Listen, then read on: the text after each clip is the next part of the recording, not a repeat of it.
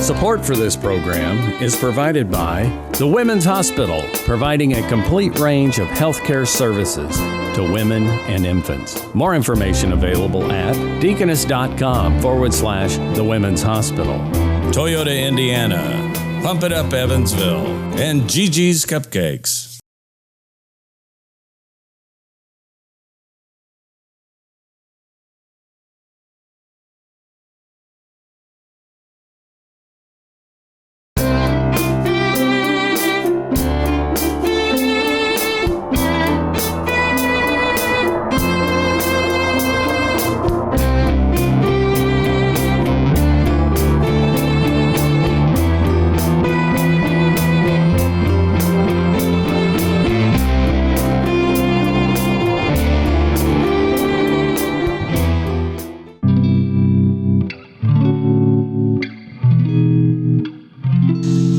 I'm Stacey Godbold, and I'm the creator of Project Reveal. And we're a nonprofit organization about women helping women and girls.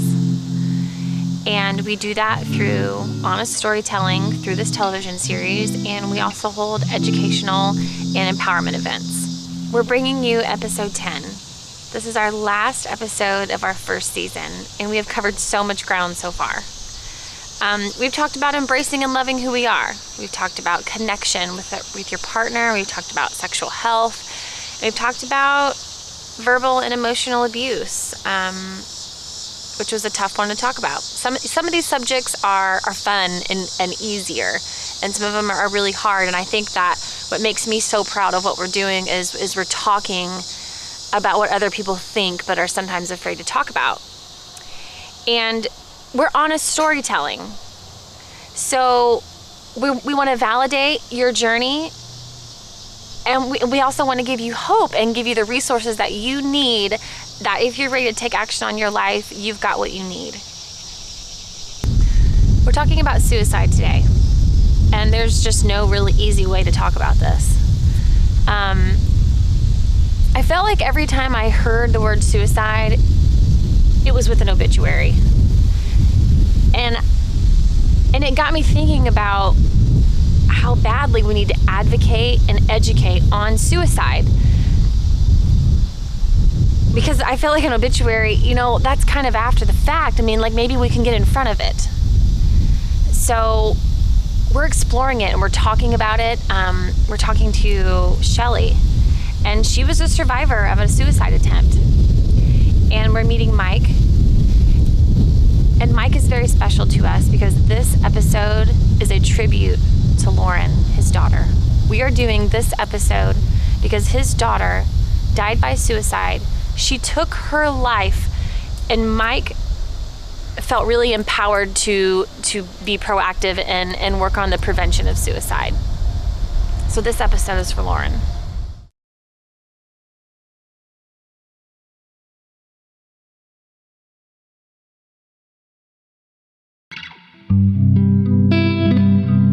I had gone out with friends, and that person didn't pay attention to me, or I didn't get what I wanted, or I don't even know how to put any of it into words. I came home, the house was empty, and I was sitting down to watch a movie. Everything was okay.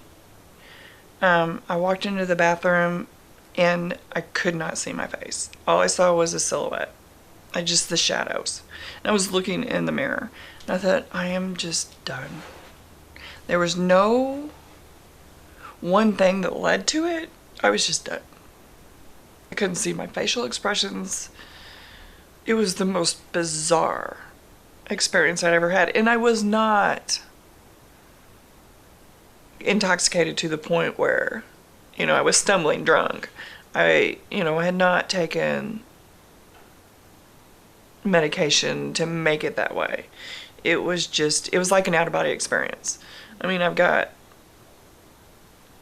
something out here saying, just do it, and I did. I took I had some sleeping pills because I had always had trouble sleeping. And I had always refilled it whether I needed it or not. You know, oh, I might need that someday. Like, I'm going to take 120 sleeping pills. And that's what I did. I just handfuls of sleeping pills and some Valium. And went and laid on the couch and decided that I needed to write letters to explain to people that it wasn't them.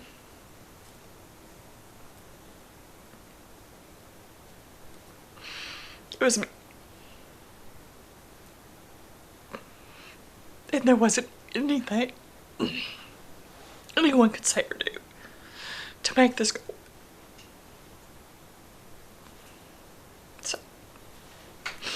So then I wrote the emails and hit send, you know, and one of them got an email and called my parents, and it was just a vicious cycle that went from there. This was not how it was supposed to go. I wasn't supposed to feel any pain. I started going into convulsions. I got up to go get my phone to call 911 because at that point I was terrified. I didn't know what was going to happen. Like, were you in physical pain? I was in so much physical pain. I was having convulsions. I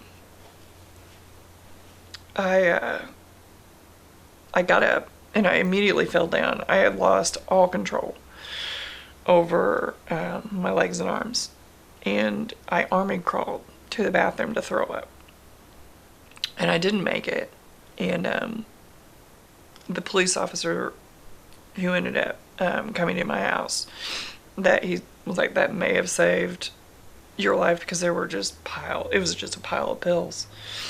And so you were able to get to your phone? I was able to get to my phone, and I called 911. And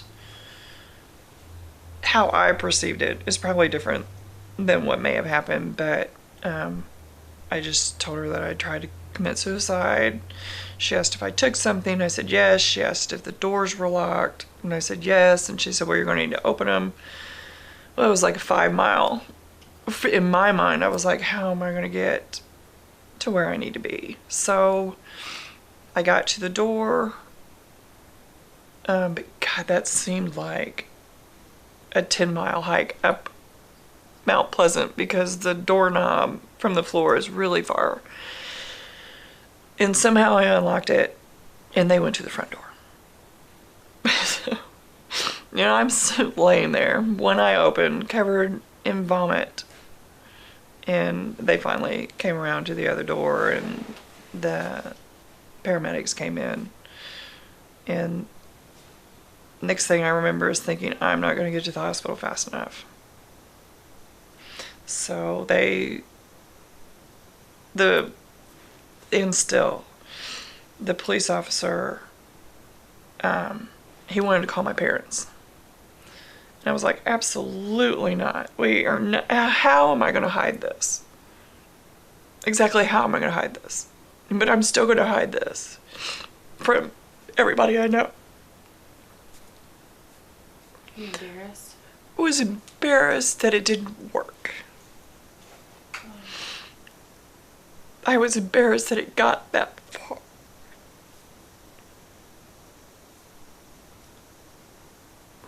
And I didn't know how to make it stop. So, then we get to the emergency room. Of course, I know the doctor. So, they pumped my stomach. And I had to stay in Deaconess cardiac care, you know, for several days. And I got up there, and it was like everybody's arguing over whose fault it is, you know, that I had gotten this Your way. family and friends were doing it? Yeah, and my mom cannot comprehend any of this. And I saw all the pain that I had caused her. And the nurse kicked everybody out. And how I remember it, told my mom to go get some tea and come back. So my parents were the only ones who could come visit me while I was up there, just because it was so stressful. And she was like, you don't need to deal with any of that, but if you're ready to change your life, I can tell you how to get there. I didn't have a clue what this woman was talking about. Said that she was a divorced mother of 5 or 6 kids, and she was like, you have to make a grocery list of what you want out of life. What do you want? Where do you see yourself? How do you want to feel? And she said, I really want you to sign this consent form to go to treatment. And at that point, I would have done whatever she asked me to do. So I did, and I went to treatment. And that was a horribly scary place. But they had a snack cabinet. I was okay, because I could get a snack anytime I wanted. I couldn't have caffeine. I couldn't go to the bathroom, couldn't take a shower with a razor, but I could have a snack anytime I wanted. So, and I went through that, and still, I was diagnosed with all kinds of stuff, a long list of stuff. And, bipolar and this and that, and one of the guys who was just a tech said if you would stop drinking and taking your pain pills, you would probably be okay. And I was like, that's not what they said. None of this is anything that they said. And they would not let me take any medication. And I didn't realize this until I was getting ready to have a family session, and those family sessions are, this is what you have done, and you have to face reality. And I was like, I need a Valium for this family session. He was like, no, you don't. And I'm like, oh, but I do. He was like, no. It was the most horrible experience of my entire life. But it was probably the first time that I was honest with what was really going on, but I felt safe too. Because I didn't have to go home. I could stay right here, for a little bit longer and deal with me.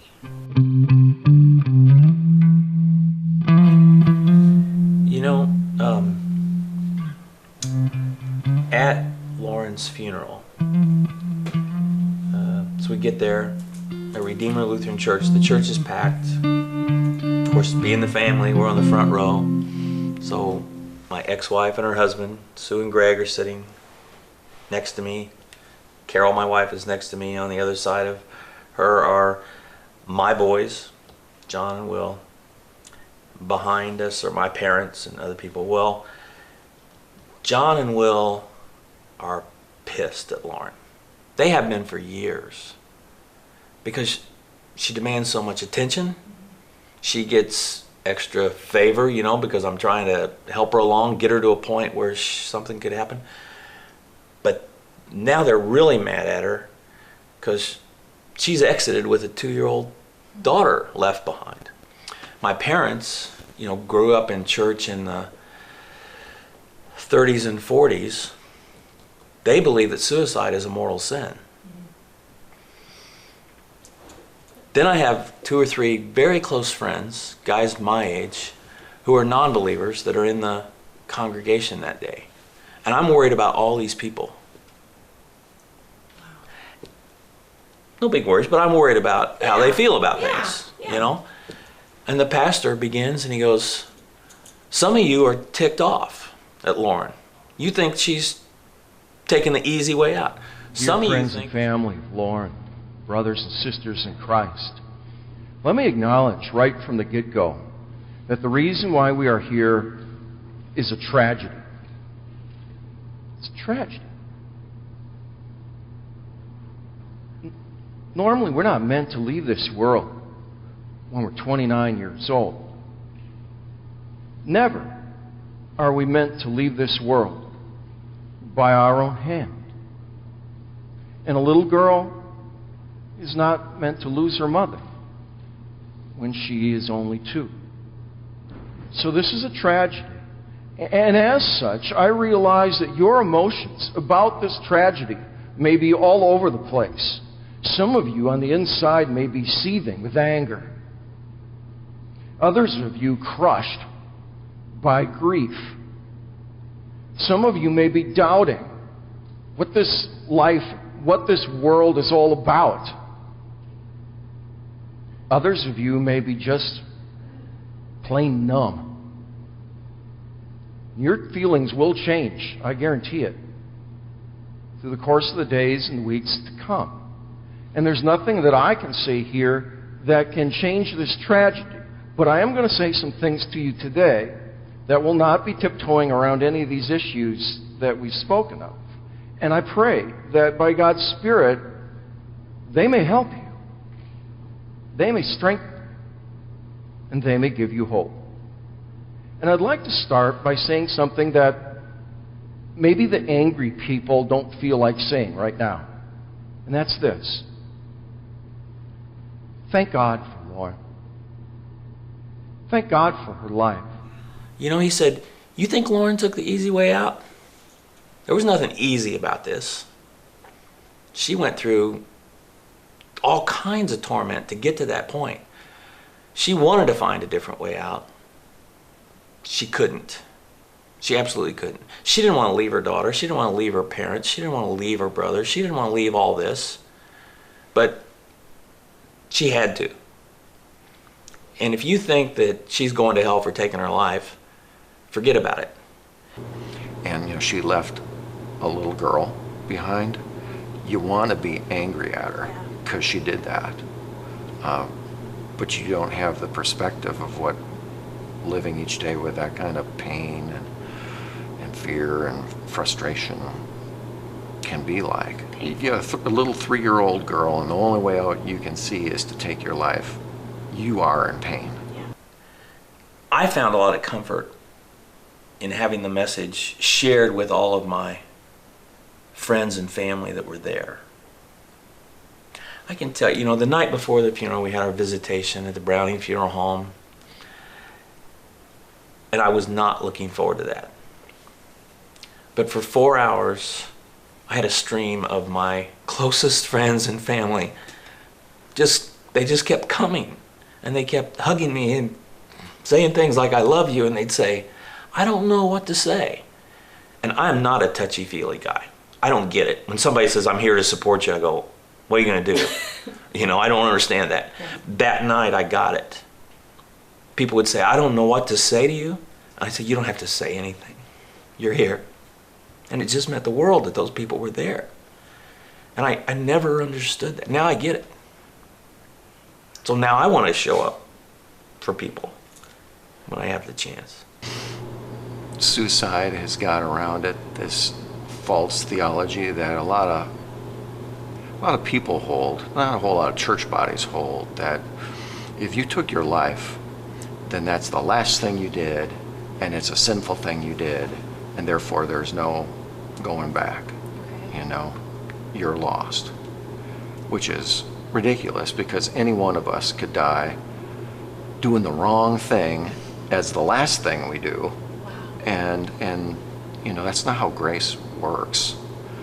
I mean, you're connected to Christ and under His grace, or you're not. It isn't based on the last thing you do, and it isn't obscured by, mental illness can make it seem like you don't have faith sometimes, but that's not what faith is. Faith is deeper than that. Yes. It's spiritual. It's not mental.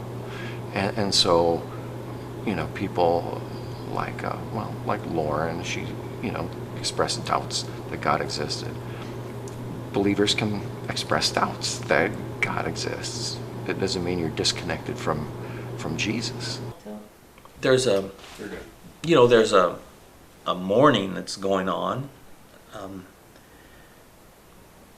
After that first week, when it was so dramatic and there were so many activities going on, then it kind of settled in, and so I live with this kind of low-level sadness that's just always there, and maybe it's low level of depression, perhaps. But I'm not. Every time I have a good thought, like if I look at this picture and I remember that trip and I'm starting to have good thoughts, it scares me because I know what's coming next. And when that thought is over, I'm mad. And I mean, the first few weeks, I could be sitting at my desk at the office and I go, damn it, she's gone. She's not coming back. But I'm not mad at her, and I'm not mad at God. I'm just mad that she's gone. You know, from a theological standpoint, I wanted him to see suicide as wrong, and it is, but not wrong in that it's a denial of faith. Wrong in that you are really abandoning part of your God-given purpose for life. Okay. You won't have that now. Okay. But that's not necessarily a damning thing. So it's a big mix of feelings.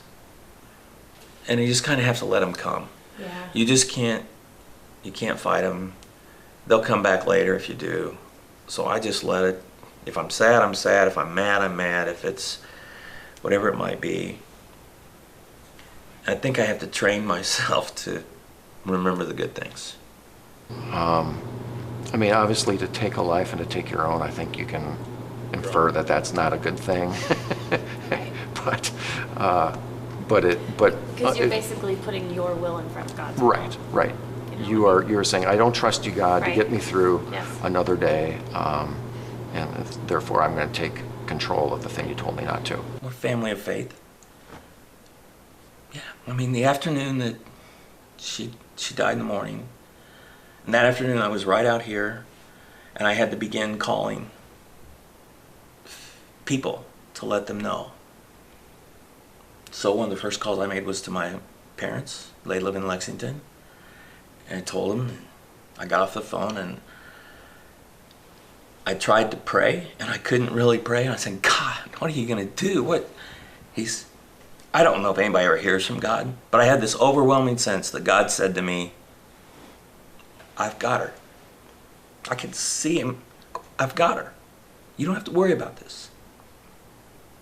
And whether I heard from him or not, I have to claim that peace. And we believe that she's at peace. And you heard the eulogy from our pastor, who we respect a huge amount, that she doesn't have that turmoil in her head anymore. We tell Shelly's story and we talk to Mike because the hope is that we validate and connect with someone out there, that you're feeling like I feel this way now, I felt that way before, or I know somebody that is feeling that way. And so that's why we tell the story. But we can't do it unless we're going to talk about prevention and the warning signs and educating people about suicide. And so that's why it was so important to talk to Janie from Deaconess Crosspoint. I mean, she was really able to educate us and walk us through this. Depression and mental illness knows no boundary in terms of age, gender, wealth, or lack of it, education, religion. It really is pervasive. And there are no, I think, there are a lot of, protective factors that we can look at.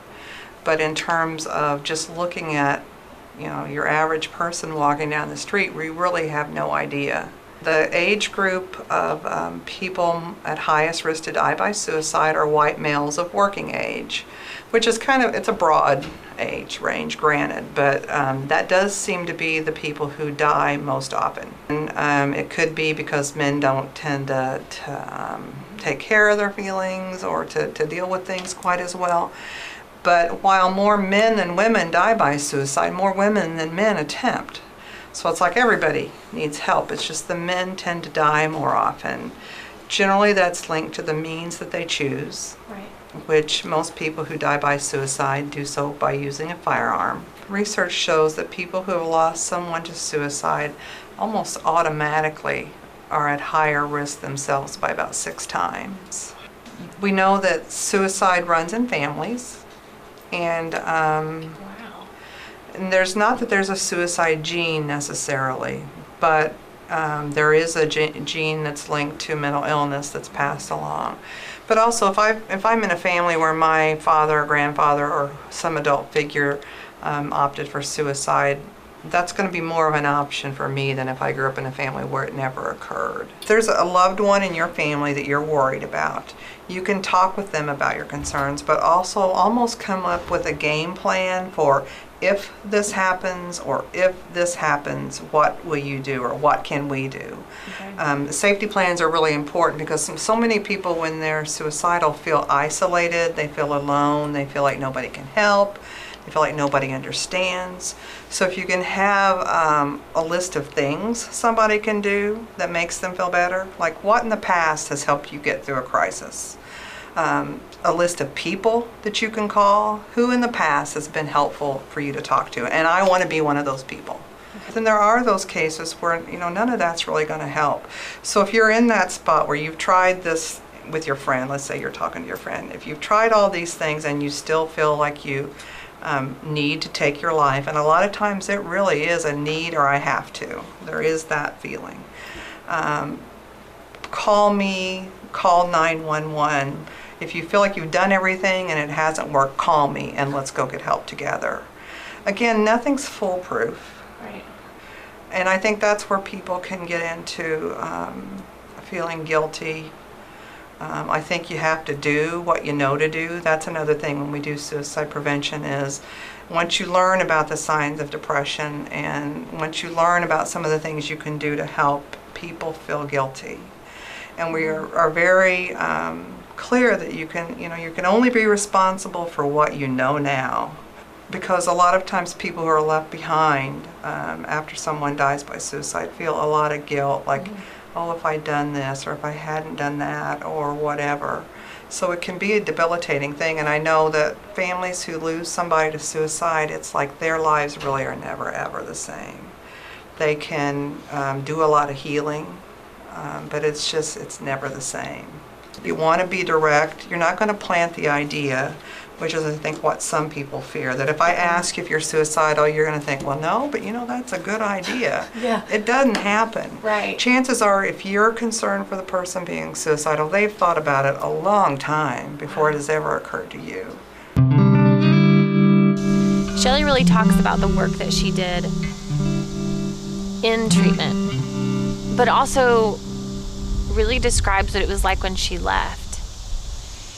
When she walked out of the door of this safe place, and she had to do life on life's terms, and has to be tough. And she explains how hard that is. And what I love is that, Janie and Shelly both talk about this, that, getting help. And when you're in that counselor's office, that's kind of the first step of this road to recovery. And it's going to be hard work. I mean, they say it, but there is hope and there's help out there. At 18 years old, took a handful of pills, nothing happened. What do you mean nothing happened? I mean, I woke up the next day and I was like, I seriously think I took like 8 or 9 Tylenol and thought, this will do it. I was like, this will do it, I won't wake up. That was at 18. That was at 18. So you were trying to numb everything. Something then. Yeah, oh, absolutely. What were you trying to numb? It was always the feeling of never being good enough. Okay. Always. And I don't know where that comes from. Because, I talked to other members in my immediate family and they don't have that.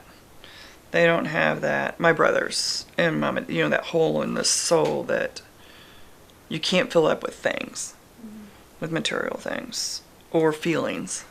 Or people. So, yeah, or people. Some people call it attention getting. We kind of call it attention needing, which is a little bit different. And then those folks who attempt suicide, planning on somebody finding them. And, there have been cases where that did not happen and they did die. So there are all kinds of things that enter into that decision and all kinds of things that enter into the intervention of it. So then after I went through the divorce, I've got the 2 small children, and it was not a very amicable divorce, which was not his fault. But then, I didn't get that guy, and I didn't know what I was going to do, and I didn't have the finances to live the way I wanted to live. And that was probably more, I don't know how to say, not extravagant, but a better try.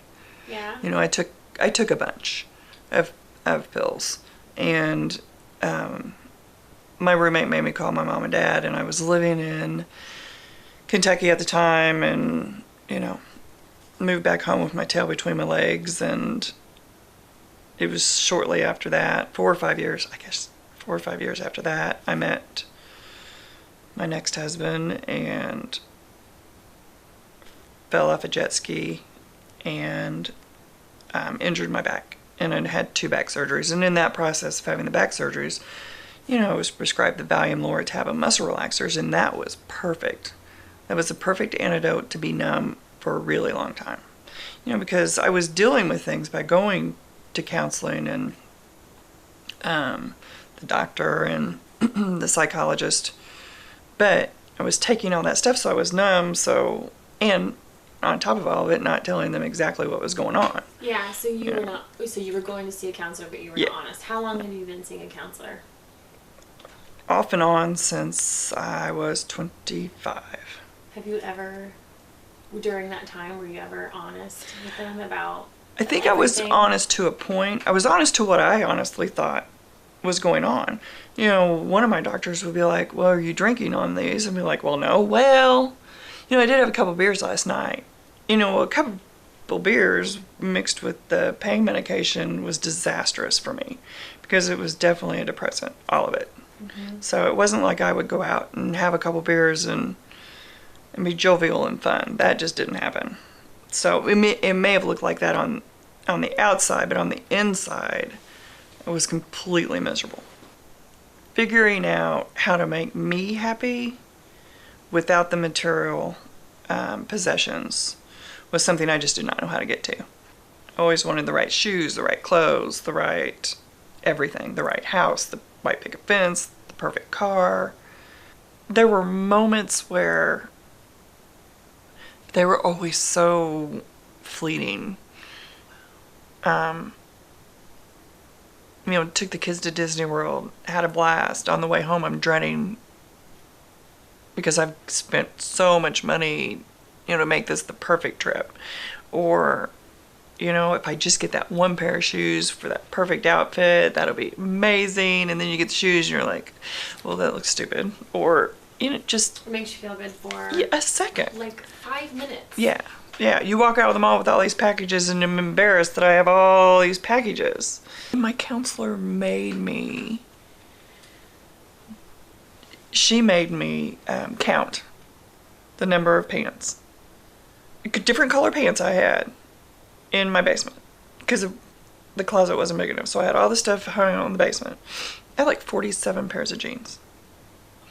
I had like 28 pairs of black pants. And it's ridiculous. And I think I had over 140 pairs of pants. And I mean, they were hung nicely, and you know, it wasn't like thrown on the floor. And she made me wear the same pair of pants, not made me, suggested. I would wear the same outfit, pair of pants. I could change shirts, but wear the same shirt like every 3 or 4 days until somebody noticed. Finally, I looked at the people I worked with. I said, "Have you not noticed I have been wearing the same pair of pants for 3 weeks?" I mean, they're like, "No." And I'm like, because I can't wear black again until you notice that I have blue pants on. They were like, no idea that I was doing this. No one even noticed. So all this of my, God, I love that. My perfect image of I have to be in a different outfit every single day, no one even noticed. Not one. And she was like, "See, no one notices." And it was a breakthrough, because I mean, all of this did, you know, it started making sense in my head that nobody really cared about the material stuff. So then I would go back to where I would concentrate on, you know, the family and the kids, and then I would wake up one morning and it was like, I cannot even get out of bed today. Just cannot. And, you know, depression's for me, It was a very scary place to be. It's very dark, and it's selfish, but it's not selfish because you just don't know what to do. You just do not see a way out. And, if I walk into the emergency room and say, or, your friends, or in a grocery store, I'm depressed, I'm thinking about killing myself, what are people going to do? It was always, I had been drinking, and I'm just done. It was just the feeling of, I'm just done, I'm doing this. It's a very multifaceted issue. So when you ask me what the solution is, there isn't just one.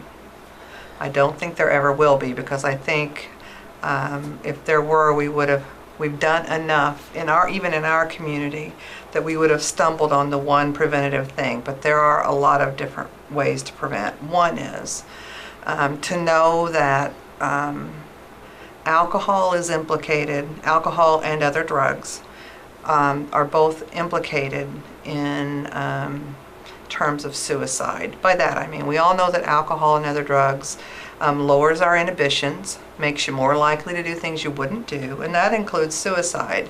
So if you have somebody on, for months has felt suicidal but wouldn't do it because of their kids, their parents, their job, their religion, get some alcohol or drugs in their system, and a lot of that goes away. So alcoholics and addicts have a higher than average suicide rate as well. But we're not really even talking about that. We're talking about somebody who is suicidal, drinks, loses that inhibition, has access to the means, and has attempted suicide almost before anybody knows what's happened. So I do believe there are those folks who are difficult to intervene with because of that alcohol and other drugs. And as we all know, you can't keep people from drinking or using drugs. We can try our hardest, but it really can't be done. So alcoholics and addicts have a higher than average suicide rate. The other thing is mental illness is implicated in most suicides. About 90% is the statistic. Primarily depression, and of the depressions, bipolar disorder, or what some people know as manic depression, puts one at highest risk. So we have that combination with alcohol as well. If you're already depressed and you're drinking, alcohol is a depressant, so it's going to make you more depressed. And I'm fairly certain I didn't tell anybody about the 2 attempts prior to. Were they really serious? Like, did you really think that in my head, yeah, I really thought, this is it. I don't have to do this anymore. Okay, so you wake up. Oh my God, really? Well, that didn't work. Now what am I going to do? The second one, I cannot tell you, was not a cry for help. It just, nobody knew how to help me, and I didn't know what to ask for. Okay. And then if you say, I'm thinking about committing suicide, then, you think long hospital stays, and that wasn't in the cards either. Even though I don't know that is what would happen, but that's what you immediately think. Our average length of stay for an adult is only about 5 days. It's very much a crisis stabilization. So, deal with the crisis and then hand the person off to outpatient care, whether that be an outpatient therapist or more intensive therapy or longer term residential therapy. A lot of self-care. There's a lot of self-care that can be done for people by people who struggle with mental illness. It's a lot of the same things that help you care for your physical health also help you care for your mental health, like exercise, good nutrition, and a lot of those self-care kind of activities. Losing my kids. Just the way society perceives you. No one really knowing how to help, and still not feeling good enough. And feeling like you failed. You have to openly admit that you failed at life. If you're admitted inpatient, we're held to a very strict level of confidentiality. So in other words, if you were to come in here, I couldn't tell your job unless you told me, and most people don't lose their children because they have a mental illness. I didn't know if I was going to get my job back. after all this, because I was gone for like 10 days. I was like, am I going to get my job back? I had to go talk to my boss. And he was like, well, what's your plan? I guess I'm going to go see a counselor. And he goes, guess it's time. A lot of times people are at highest risk when they're actually beginning to feel a little bit better.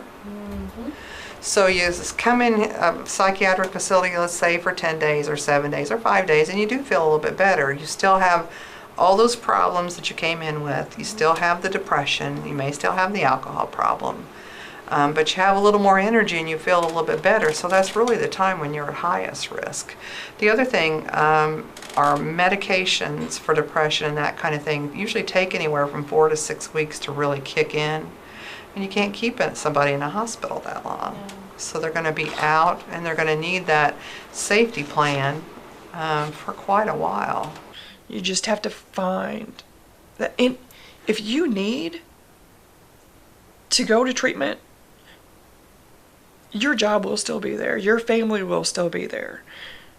The people around you will be supportive. Yes, you're going to have those that are like very negative about the situation. But if that's what you need to do, do it. That is the one place you get to work on yourself. Is it hard? Oh, absolutely. It's not easy. It is like taking layers of an onion and getting to the core problem. But if you don't get to that core problem, you're just putting a Band-Aid on it. Most mental illnesses are treatable, and you do have recovery from them, but they're not curable. And I'll never forget, I left treatment and I called them within half an hour and said, I cannot do this. And they said, are you going to kill yourself? I said, no, but I can't breathe. They're like, you'll be okay.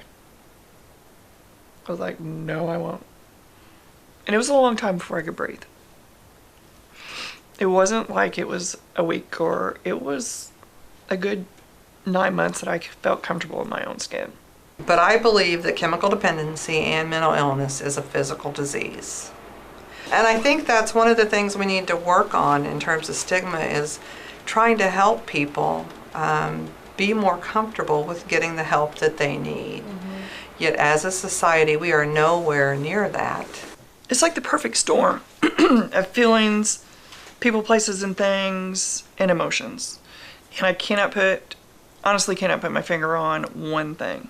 I do know that if I drink or if I take any kind of narcotic, prescribed or not prescribed, that the possibility of it happening again is 100%. Without a doubt. So, and my doctor and I have talked about that repeatedly. I mean, it's not worth the chance.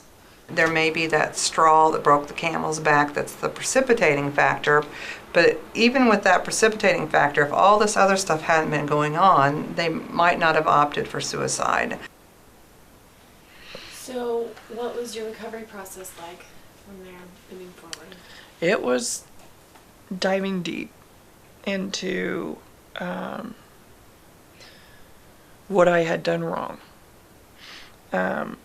Who had done things I thought wrong to me. Who had harmed me? Who had I harmed? Just the whole process. And going back to from the very beginning of what I can remember and how I remember feeling. And working through all that. Did you work with a counselor? I worked with a counselor. And I worked with some other people that had been through what I've been through.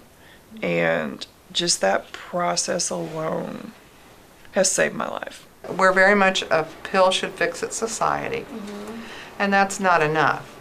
You need outpatient therapy, to talk to a therapist. You need to do all those self-care kinds of activities that we've talked about, to kind of augment those medications. Because I've never felt like this. I have never felt okay. I am truly okay with who I am today. And besides all this, I am truly happy. The things that I thought I was going to have to say I'm sorry for were some of the things I didn't have to. Some of the stuff that seemed so big. Once I got it out of my head, it was not so big. It was, well, we can deal with this. And some days are good days and some days are bad, but I have to realize that can stop at any second. my bad day can stop. I don't have to go to bed. I can turn my day around. I just have to kind of stop and either call someone or have a moment where I can meditate and get out of, well, this person did this. I do not wake up riding unicorns. It just doesn't happen. But I am okay with who I am today. And if I start getting funky where, I'm not good enough, I'm like, really? This is a plan. And obviously there's a plan. I just didn't know what it was before, and I'm not really sure what it is now, but if I can help one person find some peace for me on a daily basis, I have to pray. I have to ask God to help me get through the day.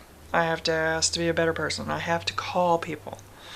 I have to help other people. When they reach their hand out, I have to help other people until it gets dangerous for me.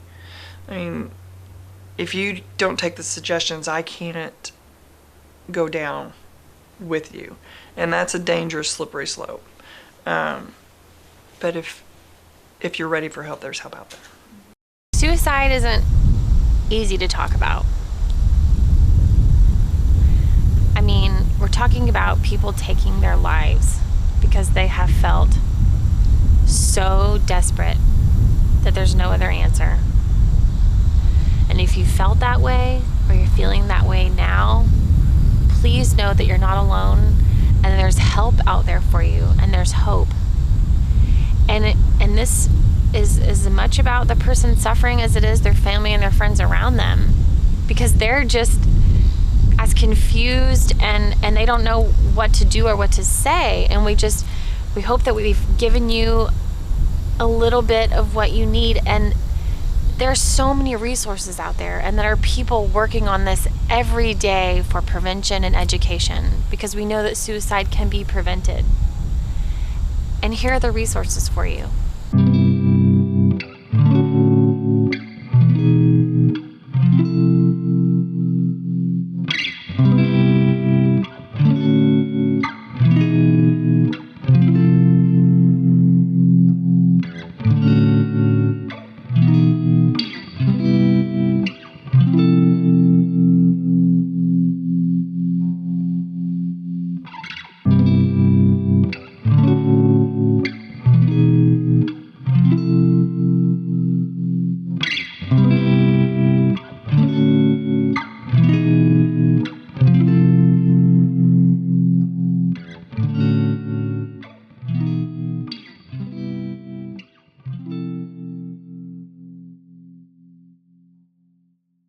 The HOPE team is a group of volunteers who are dedicated to helping raise awareness about suicide. The team consists of first responders, people trained in therapy, and they have a large group of suicide survivors. And these people have personally lost someone they love to suicide, and they know how it feels to go through this grieving process. Their mission is to reduce suicide and suicide attempt by educating people and providing support. Support for this program is provided by the Women's Hospital, providing a complete range of healthcare services to women and infants. More information available at deaconess.com/the Women's Hospital. Toyota Indiana, Pump It Up Evansville, and Gigi's Cupcakes.